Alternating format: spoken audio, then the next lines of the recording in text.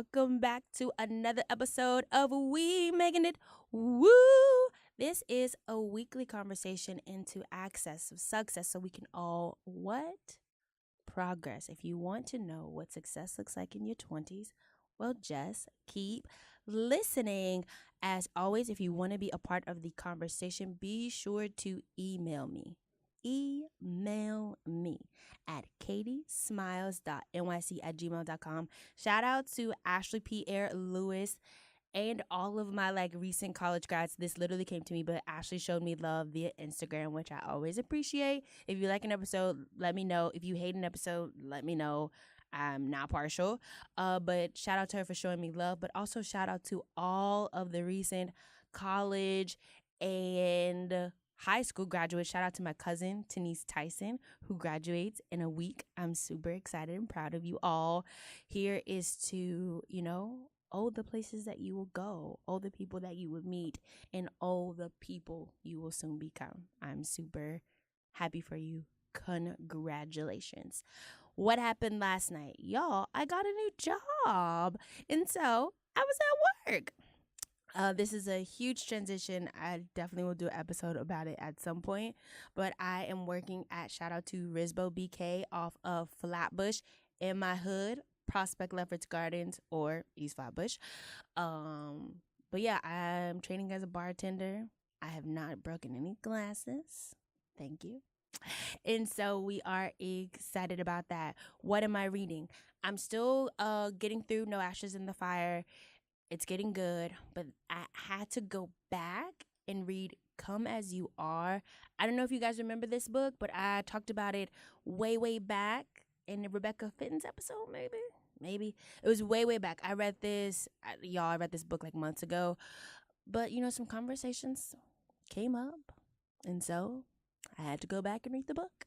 And as always, it has perfect gems. If you're looking for a book that it's super sexual health, sex positive, notions around sex in the States. It's a really good book. It's by Emily Nagoski. It's called Come As You Are. I've read the book already once. My therapist recommended it to me, so if you want to read it, let me know and I can show you how to get it. And then also, if you want to just talk about your experience with the book, if you hated the book, just let me know. All good. Are you reading anything? Yo, I literally thought that you were gonna say that it was about sex, and I was like, Oh, it is. Oh, okay, that's dope. That's what's up. Yeah, I mean, but it's not. It's not the positions of sex. It's kind of like the man versus female, because she's very clear that she looks at man and female as binary. In this particular book, she doesn't get into trans or anything or trans identifying bodies. But she talks about our parts and how they're basically the same, just rearranged. And then she takes that into sex positive context versus non-sexual positive context. She talks about this thing called non-concordance or disconcordance. I don't know if y'all remember that song, so fat, and why you want to go and do that. He says in one of the verses, now why you keep saying no when your panties so wet? Now, in this book, she explains why. Your body can be conditioned to expect something without actually wanting sex. So you could be literally your body parts can be hot and bothered, but you're not hot and bothered. It's just your body reacting, comparable to Pavlov's the dog experiment. Conditioning. So I say all that to say it goes into things like that. It goes into how to build intimacy. And also what was really, really helpful, I think, for me, was just kind of normalizing certain things that people do or certain desires that you have within a partnership, but also with not in a partnership.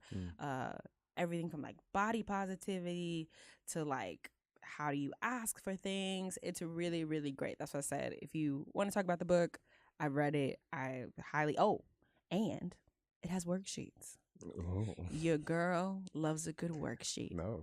I love worksheets because it gives you time to just sit down and for example, the one that I did recently, I redid it. It was write down one of your best sexual experiences. But it was specifically what was happening, what was the weather like, what were your stress levels like, were you anxious, did you have any kind of injuries, did you it really asked you to paint the picture so that if you recreate those, that if you try to recreate that scenario in this time, maybe you are now in grad school and you're just stressed, and like that's the big difference. Or like maybe you're not happy with your body anymore, because like in the book they do talk about pregnancy. So it gives you a real opportunity to be clear and critical about why things were great and why things are sucking, and then from that place move forward. So again, like I said, I can't express, I love this book. I think it was sounds informative. I think it was so great for me, and I've recommended it to like everybody I know. So I'll come back once I read it. Yeah, let me know. Well, and it is dedicated to female readers, so I'd be curious to see what my male or male identifying even more so to read it. Yeah, I'd be curious to see how people identify with it and how people access it. What are you reading? I am reading Thou Shalt Prosper by Rabbi Lapin. It's pretty much a Jewish take on success and money. Oh. And so, yeah. You like it? I love it. I'm a slow reader, so okay. I like to milk. I've been reading this for 2019. I mean, I've been reading it for months. But I'm also reading Mere Christianity, or I'm listening to Mere Christianity by C.S. Lewis. So you doing audio? Audiobook. Yeah. I do Audible, that whole jam. Cool. So that's my train ride. That was a wave I could not get into. So maybe you can tell me. Audible? Yeah. And audiobooks? Yeah, I think I'm. It's dope. Like, you get to just multitask. So for one, I like reading a hardcover book. Like, I just like feeling the pages. I get into all of that. Me too. And having my space. But I also like getting educated on the move. And it makes me feel inspired. So I can just do anything. I can be on the train, get out of here, and get to somewhere I need to go while getting educated. I can be cooking. I can be doing anything, like, and still getting educated. I can be moving and grooving and like getting educated. Like, it's just so perfect for the versatile person. I hear you, and I do this with TED Talks. I do this with podcasts. Oh, okay. Yeah. But something about the actual audiobook, I don't know what happens. I don't know if I zone out. I've literally no idea, but I tried it once or twice, and I was like, no, I don't. Yeah. And maybe it's because podcasts are meant to be listened to. Like, there is nothing to watch. In TED Talks, though there is someone on the stage, the purpose is really to hear what they're saying. Right. Whereas, like, with a book, You're maybe still listening to what the purpose of an audiobook is to listen, but the purpose of a book is to read it. You see what I'm saying? Yeah. And also too, I actually did have comprehension issues as a kid, so this could totally be something with that. Okay. Because I hated listening to people read as a kid. Okay. I would be so lost. Like, that's interesting. What happened? Yeah. No, so I love it. I hope you had a great time with the Transitions episode with Preston. That one took a turn that I was not expecting, so I hope you enjoyed it, and just let me know what you think. But as always, people are out here making good things, and we have to talk about these things. So, special guest, can you please introduce yourself? What up? This is Quilan Arnold. How you feeling? I'm kind of tired. You're kind of tired? A little bit. Oh. But this has nothing to do with me, because, honey, I'm just making these podcasts. What have you been making for quite some time that's about to premiere very soon? Yeah, I've been creating, me and a couple of others, Sibo Terry Carr and David Castro, we've been co-producing a film called Building Shop. Hey. And it is a film based off of the upliftment and paying homage to our elders within the street dance community. Hey now. So we're having a release party on the 31st, which anyone is invited to. Yes. And so it's going to be at the VC House in Williamsburg, Brooklyn. Hey now. Dope space. And then we're also in the midst of a building shop challenge this month. Yes. So pretty much what we're doing with that is getting anybody who has any artistic expression, but it's specified for street dancers, and open to anyone, to express themselves in their medium, and then put a shout out on social media to the person who has positively influenced that medium in some way. Yes. So it's been really cool to see. There's been good few street dancers who have taken the challenge, and I've Done learned about something some elders that I haven't ever heard of who are insanely dope. And amazing. yeah, it's been a beautiful and gratifying thing. So let's go back a bit. Tell me a little bit about what was the impetus for this project. Like, what was brewing before you thought, like, what was brewing to then make you think, like, oh, this totally needs to be a movie? Yeah. So, for one, I graduated from The Ohio State University The Ohio State. Shout out and in to the grad school. many people that go there. The Or mob, and right? yep, Right. literally. Yeah. So, I ended up getting an email about a dance preservation grant that they do annually. Yeah. And so they give $15,000 a year to this notion of dance preservation. Yeah. And when I saw that, it intersected with me being in a mindset of I need to figure out how I'm giving to this community.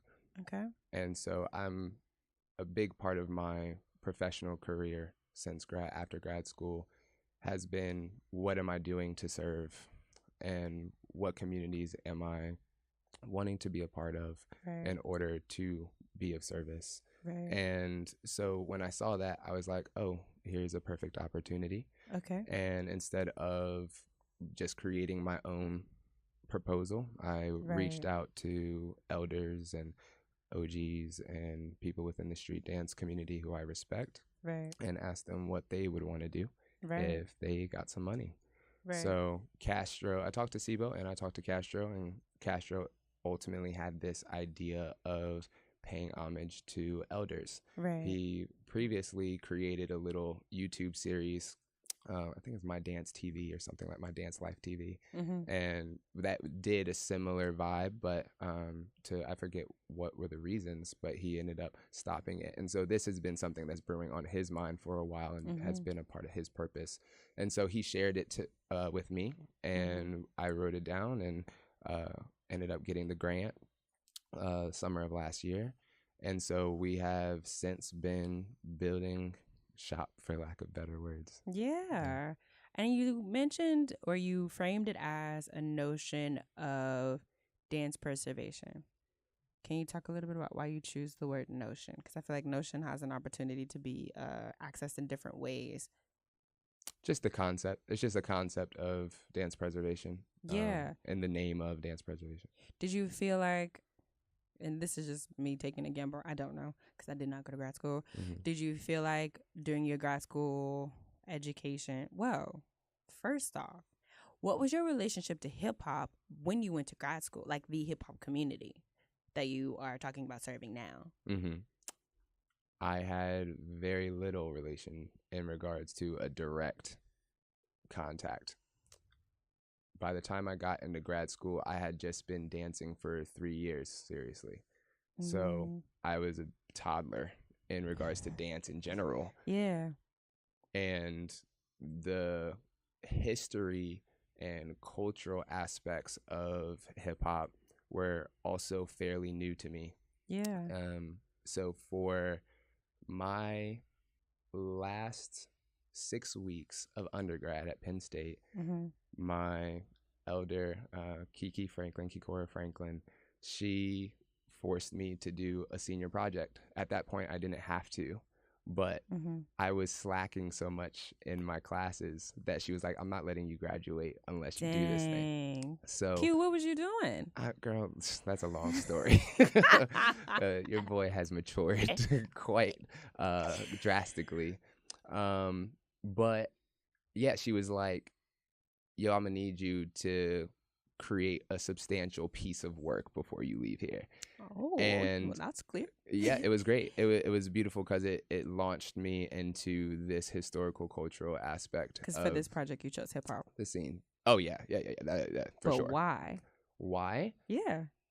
It's been something since 2004 when You Got Served came out that has been a significant part of my life in one way or another. Yeah. I think when I was established or learning about and configuring what Blackness meant to me as a kid growing Yeah. up in Philadelphia, that's what I ended up gravitating towards. Those were some of the first pieces of media and inspiration that I looked at, to besides like my family and my Right. church, to Right. grab on to what it means to be Black. Right. So that, I think, talking about the origins, Mm-hmm. that's where it started. So breathe in, breathe out, I like that was remember my this. jam, that was my joint. And ever since then, it has some way been prevalently in my life. And so, yeah, it was not a question as to what The I would be project that you're gonna be focusing on. on, even though I was learning contemporary and postmodern and ballet Right. and all of these Right. different styles. It's always been hip hop. It's always Right. been hip Or hop. your heart has always been towards hip hop or Yeah, with hip hop. yeah, yeah. So But I want to answer what you were asking earlier go for it. Go for of it. what my relation to the community I was was. literally about to segue. Yeah. Well, Because yeah, before you go go ahead. to the community, I do want to talk about that transition from like, so you did this amazing project, you graduated. Thank God. Yes. It was close. So then talk to me a little bit about, because I'm want to try to like break it up into little chunks, kind of like get a chronologically cue in Okay. hip hop. Okay. So you finish this project, you go to grad school. How does this, and does, because I'm just assuming that it will, but maybe it didn't. How does this project set the scene for grad school? Or does My senior it? project. Yeah.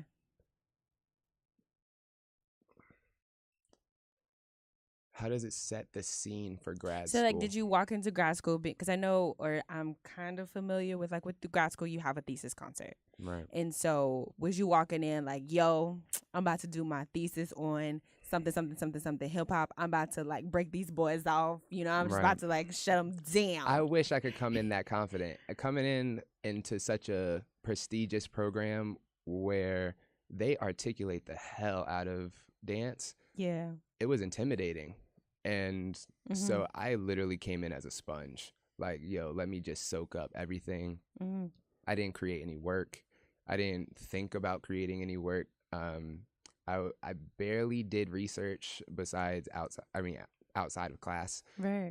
I was just like, give me everything. What is this? Where am I? What is the dance world? How does it work? How do y'all move? And how do I move in relationship to that? Right. And so, yeah, I didn't really come in with any confidence about it.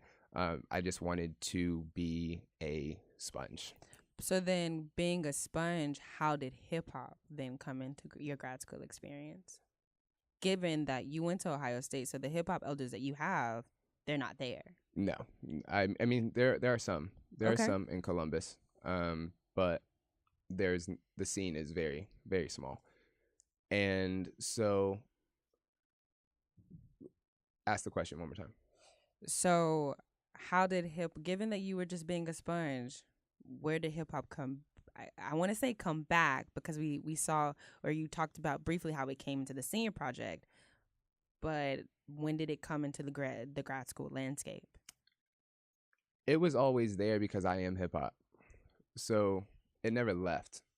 But when there is nothing in the institution that I'm submerged in that has to do with hip hop, it Right. ends up being a really a space for me, like a toolbox space, like a playground. So pretty much everything that I would take in the institution, I would relate it back to what I enjoy about hip hop. Right. So my question, the reason I chose grad school in general was because I'm like, I do things that I don't understand. So what is it like? And not many people are talking to me about this. And so I just had questions on questions about what is it that I like to do. And so Ohio State ended up being a service to me in indirectly answering those questions. So I would look at how postmodern, modern, and contemporary choreographers, teachers, scholars, etc., are looking at their world. Right. mostly based, from a Eurocentric lens. Right. And then I'm studying that and being like, okay, now how do I extract that outside of what are the general topics and themes that I can extract and apply to hip hop? And so that's how it was happening, especially in my first year. And from my first year, during my second year, I started to feel more at home and like, okay, let me put these practices that I'm connecting to fruition. Yeah. And let me put it out there a little bit. So at that point, there are many layers to it, but at that point, I still wasn't like, I knew where hip hop came from, that it's a culture, all of like those foundational pieces of knowledge, but I still valued the urban or commercial hip hop scene that lives on the West Coast much more than I valued the traditional foundational styles from the East. Yeah. Or East and West, but from the underground communities. Yeah. So I was dealing with that. What were the aesthetics of the commercial realm, the urban choreo realm, versus the foundational hip hop styles realm. I was trying to navigate the fact that I'm in a concert stage space where none of these styles really exist especially in Columbus and Ohio State. And so how am I entering a concert stage space with being a newbie with this information and this knowledge? And so, yeah, there were a lot of different layers that were happening, but I was just moved. Like, it's another thing where I was just wanting to dance, and wanting to create, and so I'm just gonna do the thing. And again, I think when you're young in something, there's that you have the audacity just to be right. And nobody can tell you nothing. Right. And so there's something about that young spirit that existed there. And I was just doing it because I wanted to do it. And I knew I had a passion to do it. But all of the figuring out the contextualizations of what I was doing was coming with time. Yeah. Which is a great segue. I'm not going to forgive myself if I don't ask you this. So before we push forward, I think this is a really important conversation. So as I'm listening to your experience, I'm thinking not only about my experience, but about a lot of people's experiences that I've heard, and specifically how hip hop as a discourse. I mean, I took hip hop philosophy. That was the closest thing to hip hop I got. That's fire. And I went to a huge state school. Shout out to Texas A&M. Texas A&M, what's up? Yes. So briefly / not briefly, can you talk a little bit about, maybe like the functionality of hip hop movement and its efficacy in larger institutions? But then we have the cultural aspect too. Like, I know that hip hop is a very 3-dimensional experience. So what do you think of it in terms of its necessity in large institutions?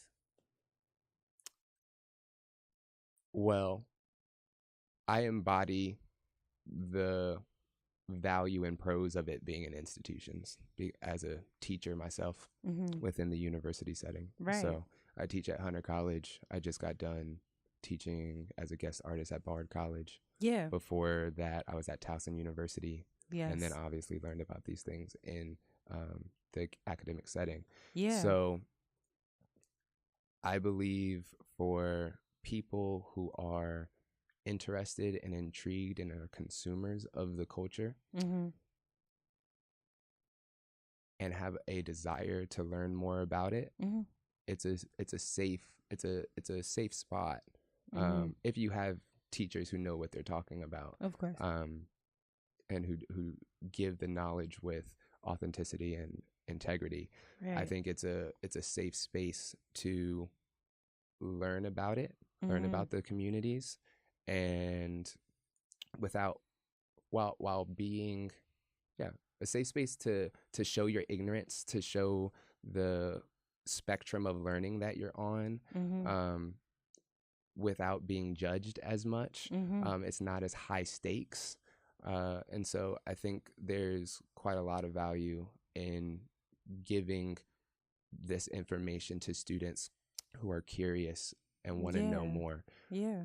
So I think there's huge value in that. I going right away into the cons of it. I mean, you're talking about a long history between large institutions and underground Black and brown communities. When it comes to appropriation, when it comes to commodification, when it comes to just a whole bunch of different layers.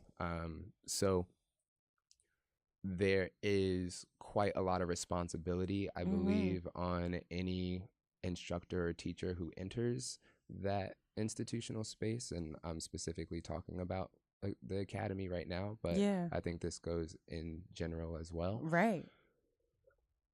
I think there's a huge responsibility to be both a part of an integral part of the institution that you teach within, while also being a student of the community, aka being embedded within it. And so how do you do that? Is then the question.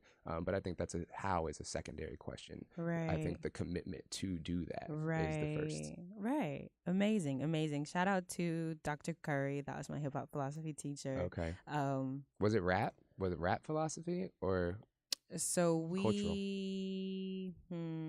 It was I felt like the purpose of that course was to look at how lyrics in songs kind of dispel secretly the common philosophies of someone like Frantz Fanon. Okay. But given like how I grew up, I could kind of take that information and like I could push back and be like, is this what he's saying? Right. I had to like, I remember I you quoted. Had some insider knowledge. Well, yeah, because I remember I was like quoting UGK lyrics, and I was like, no, I wasn't quoting UGK lyrics. I was quoting this group. Shout out to Houston, my hometown. I was quoting Fifth Ward Boys lyrics, and I'm like, so you mean to tell me when he says this is that? Because I think that's this. But it really. How would he respond? The lyrics that I chose were a little vulgar, so he was stuck on the words that I chose to say in the middle of class. Couldn't get past. That's interesting for a hip hop philosophy teacher to get stuck on the vulgarity. I'll tell you the lyrics of this one because it's probably one of the most vulgar set of lyrics I know. But I keep them in my pocket just in case. Spit it out. But I do think yes. I completely agree with what you were saying.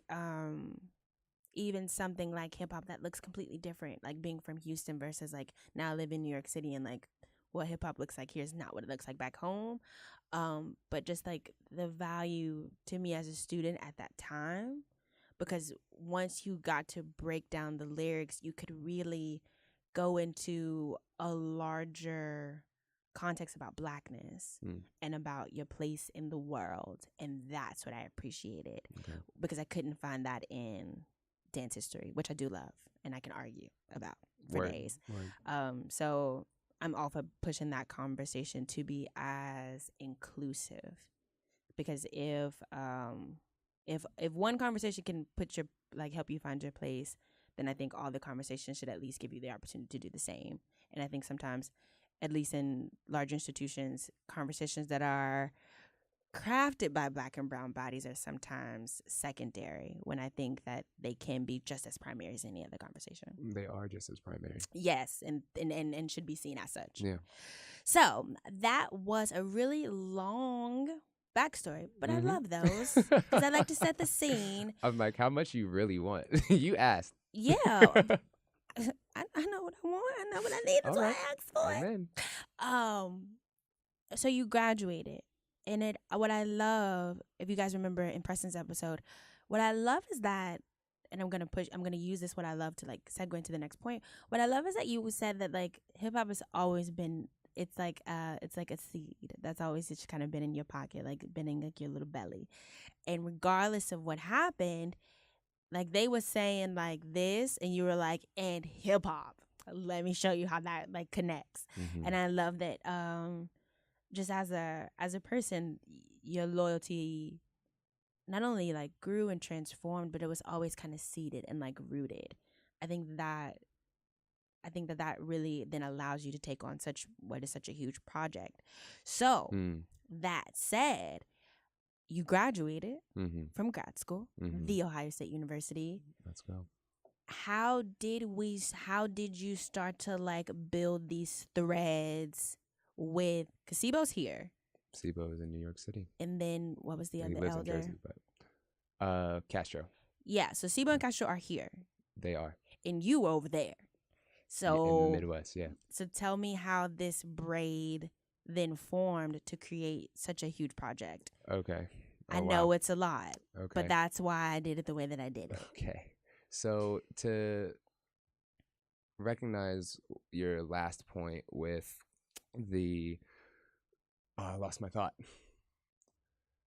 You were saying, that it's been a seed in my belly. To recognize that seed in the belly thing, I think it's not just hip hop. It's African American diasporic forms. Mm-hmm. Like, it's all a part of who I am. It's just how much am I able to recognize it and delve into it? How much do I really want to know about it? But it's there. It's in me.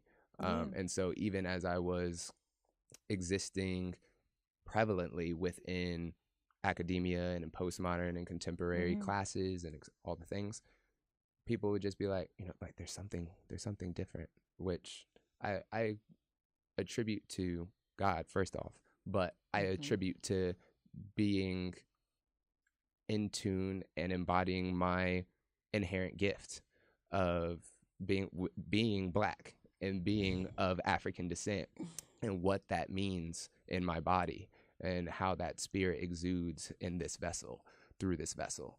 And so, yeah, I just want to recognize that it's not just hip hop. It is all Afro movement to which hip hop is a part of. Yeah. So to then go to your other question, the braid.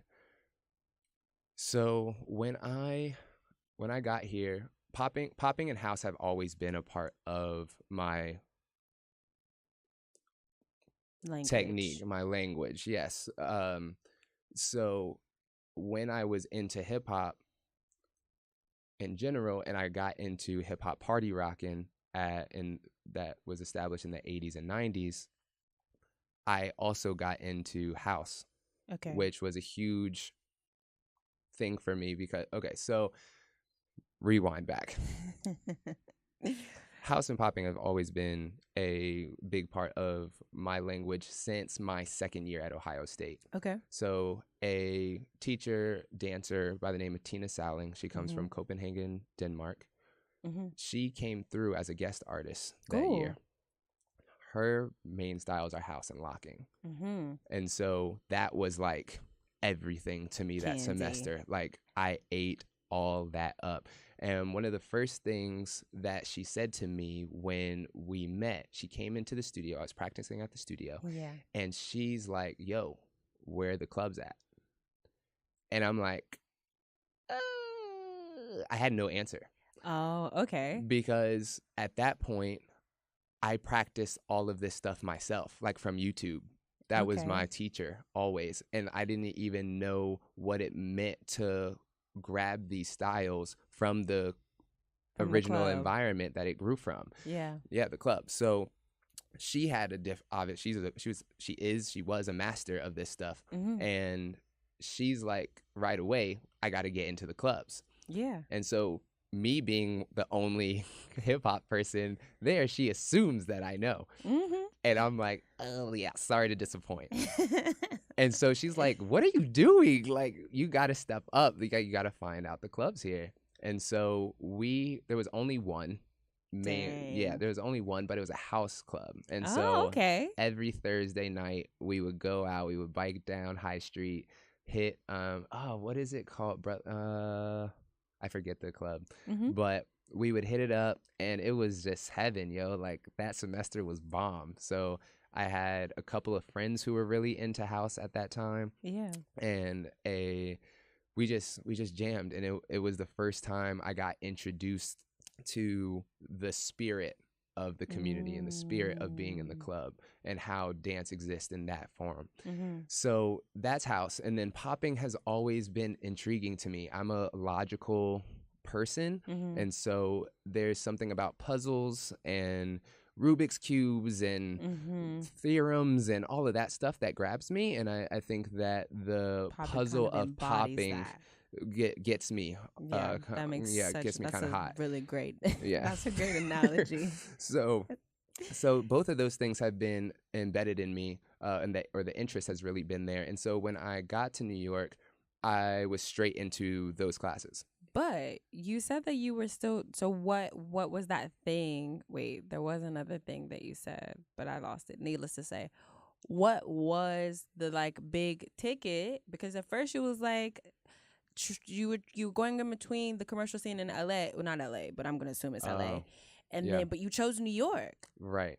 You because just like a little bit of like a why? It's been in my spirit. I attribute this to God. I feel as though I went to LA for a month. Oh, okay. The summer after I graduated, to check it out, and I had been in New York at the summer after my first year of grad school for 3 months. Oh, okay. So that's probably why. Well, I don't think so. I don't think it was the time. I felt it in my spirit that, for one, I got my ass kicked when I was here in New York City during that summer. And my god brother ended up telling me, like, yo, this city will give you a shell that nowhere else will give you. And so that attracted me. And then this is literally the epicenter of so many Afro-American forms and so much Black consciousness, and that is sexy. Like, that's so good and juicy. And so knowing that, again, that hip hop is a part of a larger tree, right? I want to know everything, right? So yes, I'm not interested in, I couldn't articulate this at the time, but my spirit wasn't interested in an appropriated, copied form. My spirit was interested in the raw and real. Or maybe the seed of the tree rather than the branch or the leaf. Yes. Yes. You get what I'm saying? Yeah, it is. Because the roots of the tree. Well, because I know hip hop is a branch, but then the commercialization of hip hop as a form seems more like a leaf, or even like a, what is it called? Like a seed pod that's gonna like drift off and do another thing. You really wanted to get to the heart of this form. Yes, I wanted to get to the root of it. Yeah, which I think is super amazing. Okay, so you moved here. Right. So I moved here. I had to get into popping and house classes. Yes. Right away. At EXPG. Cool. EXPG. Shout out to EXPG. Exile Professional Gym. And so Sibo teaches there. And he's one of many amazing house dance teachers there. And then Castro teaches there as well. Sure. Oh, and shout out to Kim Holmes. Kim Holmes was my first experience with house. And I just love her so much. Kim, if you ever listen to this episode, I like adore you. I love her class. I can never stop smiling. The last class I took, she had me doing a forward roll. Nice. I'm just always happy. And I also, have never taken her class, but I've heard only amazing things about it. She just really feels familiar. She even like the way that she talks, there are certain things that she says that really feel like home. Yeah. And I'm pretty sure she's from up here. So that's also like, it's just a thing about her. But shout out to you, Kim. Yeah, what's I up, adore Kim? you. Yeah, and the it's Build and Shop. It's May. It's Build and Shop Challenge month. So she has been shouted out a good few times. Oh, because she's the bomb. She's the bomb, and she spreads her lineage through a mass of people. So yeah, she's very influential to the culture. Shout out to you. So you totally took me off tangent. So what you were taking classes with Sibo and Castro, or no? Both, yeah. At EXPG. But I was taking Castro a lot, and Sibo is just like the man. Like, he's one of the most personable people I know, and so I got into his class a couple of times, but I just was attracted to his spirit right away. Mm-hmm. And I'm a vibe person, so if I get Mm-hmm. attracted to your spirit, I am really adamant about getting to know you. So Yeah.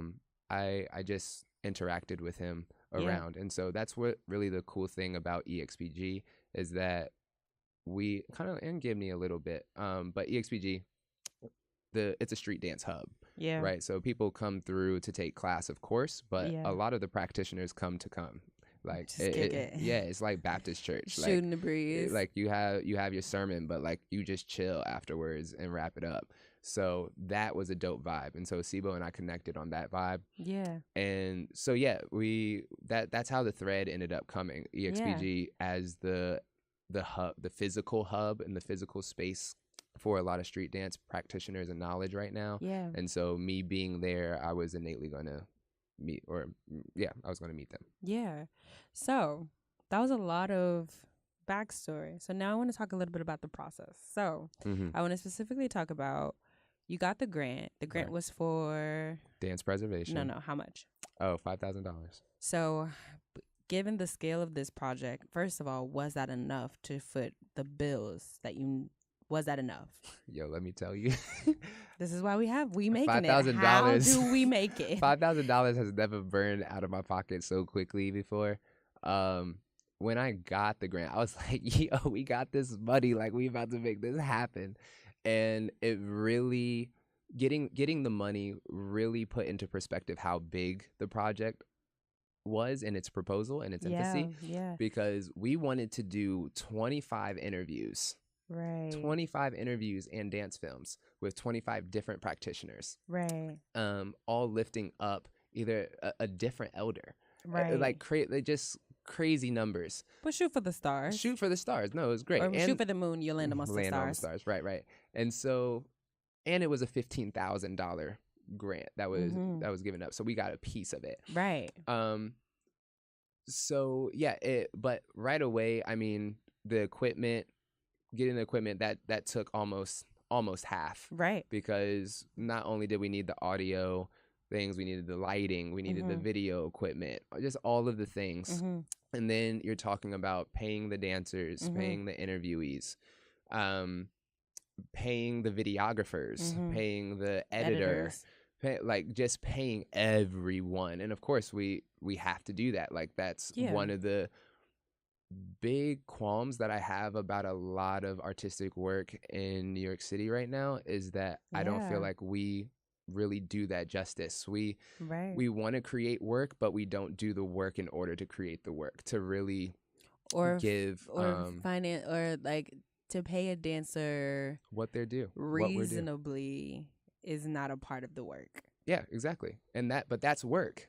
That takes work. And so that's what I mean. Like, it's not easy to do that, but there's so many other hardships that come up that we foreground in order to make a work or to make a project. Right. And that, especially as dancers, we always take ourselves for granted. Right. And our friends for granted. And so this was just not that. I was like, if I'm going to take this on, I'm going to really be adamant about having integrity when it comes to paying people. So $5,000 is not enough. So then what'd you do? So we ended up going on to Kickstarter, or sorry, not Kickstarter, GoFundMe, and starting a GoFundMe campaign to do some crowdsourcing. Yeah. And that we ended up raising about $3,000 in that way. Amazing. So yeah, I mean, ultimately the community comes together and helps out when it comes to important projects for the community. And so that's one of the things I was banking on. And with one of the great things about Sibo and Castro, people who are really embedded in this community, is that their voices really matter. So if they say like, hey, we need to give to this project, then people will do that. And so and I need to uplift the people who support me too, because there were plenty of them as well who gave, and so that was really a blessing to feel them uplift this project and uplift me in that way. So yeah, we ended up getting an extra $3,000 through that, and then it's just a lot of negotiations with the talent and the space and all of that stuff.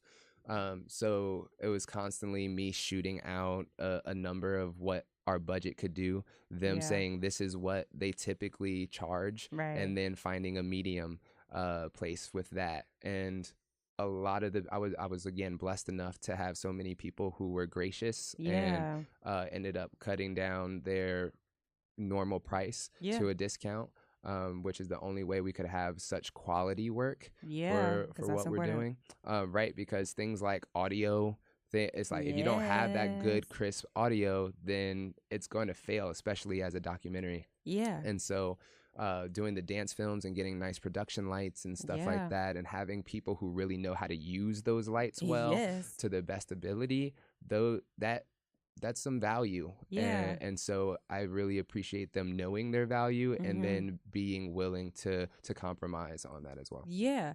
And what I love too, you and I had talked briefly, I think a couple months ago, and I just want to bring it up only because I think it's really important. I'm learning this, but also I felt like you were learning this at the time too with this project. You said to me that like I can't do everything because I'm not a pro at everything. And I think a lot of times with creatives across the board, this is not just a dancer thing. Um, we are so efficient and resourceful. Like we know we can pick up something really quickly enough to figure it out, just so that we can see our dream to fruition. But there are Right. times like this where if you don't know what you're doing, Right. the gift or the beauty of what you're trying to give Quality, yeah. could not maybe be where it needs to be accessed the way you wanted to. Right. And for the hip hop community and the street dance community in general, there's just too many things going on that devalue and marginalize these communities to put a product that is based out of those communities and those dance forms to shame. I mean, like we don't have, I personally feel an obligation to do my absolute best to make this excellent. Yeah. And there's no lower bar than that. Yeah. Because of how many people use these forms to do whatever they want to do, but don't attribute to the origins of what they do. Credit. So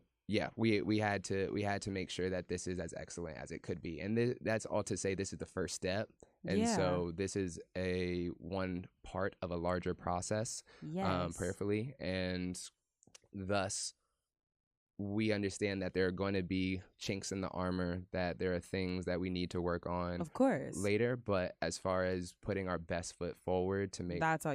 That's the standard. That's the standard. And what I do love too, I don't know if people have noticed this, but I always, in some form or fashion, even the way that I do interviews, I always try to go backwards before I go forwards.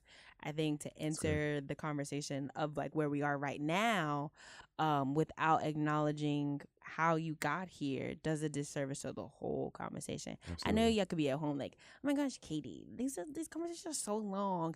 But even if you just listen to the first part, I feel like that gives you, I don't know, I think it gives you an opportunity to see this person from a scope that is theirs, first of all, but from a scope that you wouldn't necessarily see, especially because a lot of times my guests are teachers or my guests are out, but they don't get, you can't walk up to Q and be like, so Q, how did hip hop really just, how'd you find hip hop? Like, I mean, I don't think many people are interested in asking that, honestly. And I think for you not to be interested in asking, let me not assume. That's rude. I'm interested because I think it just really informs. Then to me, it makes sense that this is why you're doing this. Like, I think it's, to see a work and not know the why, I'm probably not going to be that interested. I'm going to be honest. But if I know that you literally have been watching You Got Served, it really just, it really, namely because You Got Served was such a pivotal point in my childhood too, but it just gives me a point of access. And even to hear the trials of like picking one city over the other, I just think that that's so much a part of what you're doing. Yeah. And so just in terms of origins, yes, it's important for us to acknowledge them. It is. And one of the main questions within Building Shop is, why is it important to pay tribute to our elders? Yeah. That's how we start. And a big part of it is we must look back to look forward. Yeah. And I think that's a pretty big cliche, but I think the gem within that is our ability, and this comes from Thou Shalt Prosper, actually, our ability to have foresight. And people talk about having foresight in regards to prophecy, especially in the Black and brown community. We look at it as this mysticism. And one thing I give a lot of white people is that they're really good at foresight and seeing what's going to be, what's going to happen, what can make money, not what exists right now. And I think as the Black and brown community has a lot to learn from that, actually. And so anyway, in regards to foresight, you have to look back at history and the patterns that exist within that history in order to understand what can come. And so you look back at what has happened, you look at the present and seeing what is happening, and therefore you have a clearer, more objective view of what will happen. And so I think for me, one practice that I'm really trying to develop is doing that process, looking back, see how does that relate to now, and then using those two things to inform what will happen. Right. Yeah, I have nothing more to say. So, as always, May is Mental Health Awareness Month. Oh, that's good. So, how are you maintaining or not maintaining, because I understand both are options, Real mental sanity, mental wellness in whatever capacity that looks like for you during this process? Yeah. Or how have you? Because this has been a long process, I know. Yeah. I think for me, my mental sanity at its core is always based out of my relationship with the Lord. And recently I have been asked in a couple of interviews, what is dance and your spirituality? Like, what is the relationship between those things? Sure. And I actually had a whole hour interview answering that question without mentioning God. And like I played it back later, and that blew my mind. And so I have been doing a lot of work in regards to answering that question and articulating that for myself. And how that relates to mental health is, I think that as a Christian, I have two sides to me. And so I have my flesh, and my flesh has its desires, and it's a part of this world. And then I have my God spirit, which is not a part of this world. Right. And so those two things are at battle with one another every single day in multiple ways. And so dance as a practice ends up being in sync with that war. So, for example, this morning, I'm in deep squats. And if you know me, you know that I'm one of the most bound people in the dance world. So my musculature is just insanely wound. And so me doing something like deep squats, really, it hurts. It's very painful. And not in a way that it's going to hurt me and injure me. Okay. But in a way, just a little nervous. Yeah.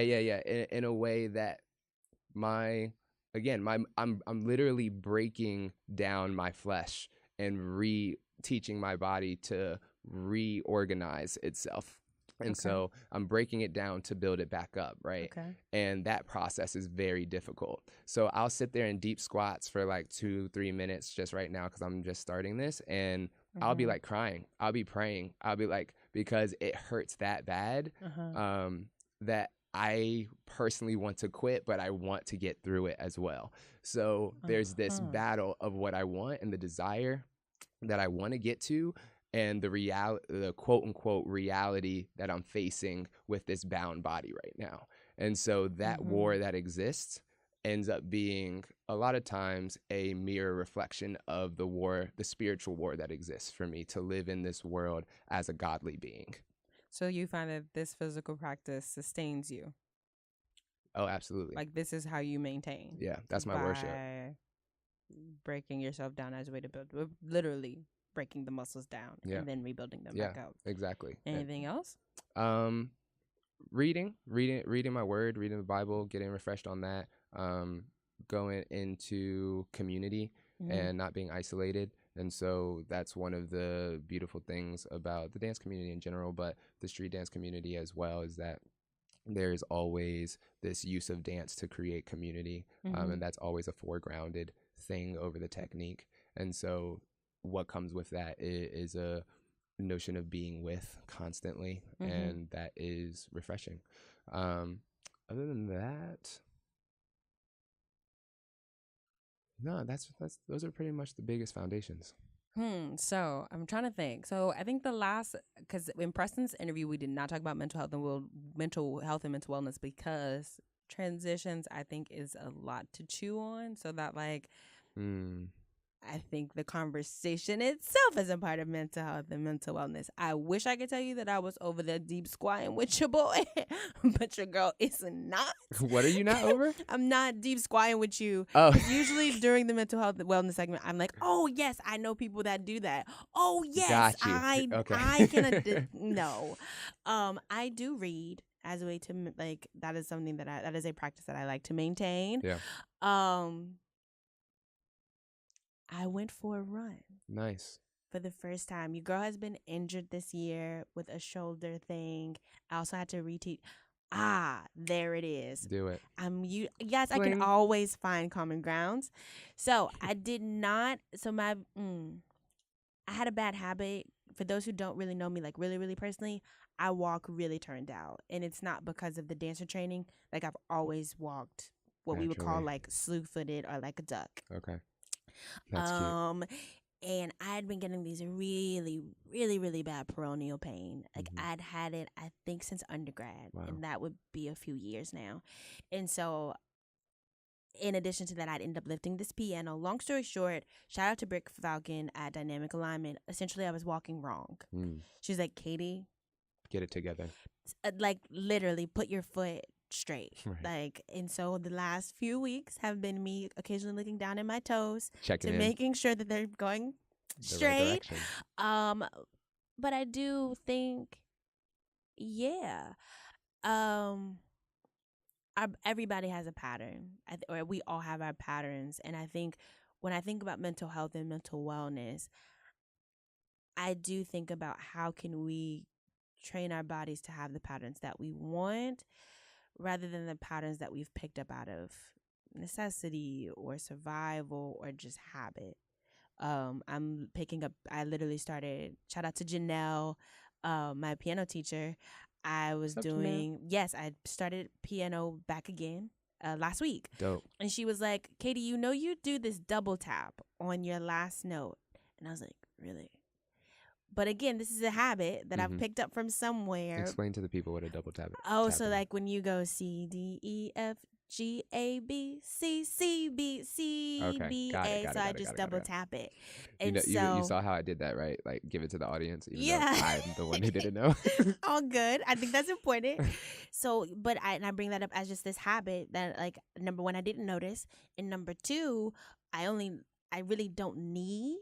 And so I hope that people always, even without Mental Health Awareness Month, I will always try to talk about it as it relates to an artistic practice, but in a way that's very, I think it's accessible to say, you have patterns that you like you have patterns that you like and you have patterns you don't. That walking one, y'all, it was painful, so I had to get it together. No. And with the double tap, she even explained it wasn't a bad habit. Right. It is something to be aware of, right. And because you don't need it. Right. And but then you can use it how you want to now that you're right, aware. Right. And then even with scales, it could slow you down. Right. So if you're gonna be slow, be slow and knowing and wanting to be slow, right, versus slowing yourself down for no apparent reason. Right. So I encourage everybody, if you need anything in terms of mental health and wellness, talk to us. Talk to us. When you see us in the street, act like you know us. So before we get up out of here, this is a huge project. that really tackled so many parts of you, I think. As big projects usually do. As they do. As you get closer to the event, 9 days. What have been some like nuggets that you have received from this process that maybe you didn't foresee those seeds? That's a tough one. I have to think for a second. Do you think?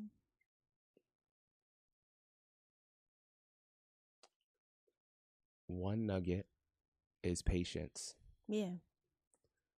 And I mean, even we talked about it with just this podcast. Yeah. Me coming late. And it's like this is your baby, right? Yeah. And you feel so strongly about it, and as you should. And the people that you invite in, you're inviting into an intimate part of you, right? Yeah. And so thus me being late is like could come off and does come off in a way as disrespectful to that. It could, right? And so as a leader, at least for me, right, I'm sensitive. Right. I'm sensitive, and I'm an emotional being. I'm sensitive about my real. shit. It's real, yo. Erykah Badu, we love you. So when I'm emailing you over and over and over again, and well, even the thought of emailing and hitting up repetitively, like repeating myself, I would, when I began this process, it would be very much, I tell you what I want, and then I ain't your mama, like, do it, right? But then it wouldn't get done. Right. And then I would feel disrespected, right? Because you didn't get it done. And then I'm like, oh, you don't care as much as I do, right? And so then there's this animosity that comes, and at the end of the day, I realized that this is about the project and the people that we're uplifting, not me, right? So as a result, I need to learn patience, and I need to be willing to commit to the work and put the work in without expectancy of the result, right? So I ended up growing within, and I'm totally still dealing with this every day, of hitting people up, telling them what I need. I don't get it. The next day, I hit them up again, tell them what I need, and again and again until I get what I need. But in the midst of that, being like, it's nothing personal. This is just what we got to do. We got to get this thing done, right? And so for the cause, we got to put ourselves to the side and focus on that. So let's get this thing done. But having no emotionality about that, just making it happen. That's amazing. Yeah. So first of all, let the people know once again, when is the event and what time? Yes, of course. So Building Shop release party. I need to see y'all at the VC House, May 31st from 7 p.m. to midnight. We partying it up, y'all. So it's going to involve just jamming, good music. DJ J's Art Remote is playing and spitting out the ones and twos. Sibo is emceeing, and then we'll be putting out this video, and so it's about 20 to 30 minutes that we'll just be watching this thing. I'm still in the editing process, so I don't know how long it's going to be. And then we'll have a time of remembrance where we have the people of the community just coming up and saying words of memory with these elders. And then we'll have some food. So it's going to be like a nice barbecue vibe and feel. And so, yeah, we're just going to get down and just have some fun. So I think your girl might get off at midnight. Will people still be there? We have to close at midnight. I mean, we is have this like to. Because they're the venue. We'll talk That's just not a feeling. We talking about black people too. Yo, it is, but we're gonna really have to like shut it down like at 11:30 because of that CPT. Like because the venue will have our head for if we go. So we gonna have over. like an after party at a club nearby. Yo, that's actually a good idea. I had not thought about that. You need to totally get on it. Come on now, the party don't stop until the You're real. That's real. That's real. I'm gonna need. So you trying to take on that responsibility then? Cause exactly. If you want me to find something, you just let me know. Okay. this restaurant job, which It's I on air. love. Don't edit this. Oh, well, but Okay. yes, with restaurants, guys, you already know how it goes. You gotta close, you gotta lock up. So sometimes, especially if I don't know what day of the week it is, I've left like past one. Oh yeah, you a bartender now. Bartending, late but night also life. cashier, and also like just getting the space back together for the Word. people, so everybody leave at a decent time. Word. So we'll talk off air about Yeah, I this hope to see you there. on the after. No doubt, no doubt. But where can the people? That's where the event is. Where can the people find you? You can Because you're gonna find be a me- busy man. This and you got other stuff coming up too. For sure. So, yeah, ADF is coming up, and I'm You teaching catch at ADF. me. Yeah, that's gonna Shout be out crazy. to ADF. If you ADF, we need to do a partnership. Let's like, go. shout out to Speak you. it into existence, yo. I really hope that happens. That would be dope. But you can find me on Instagram, Q for Christ. It's CUE, not the letter Q. The number 4, Christ, CHRIST. And then Quilan Q Arnold on YouTube and Facebook and all the other things.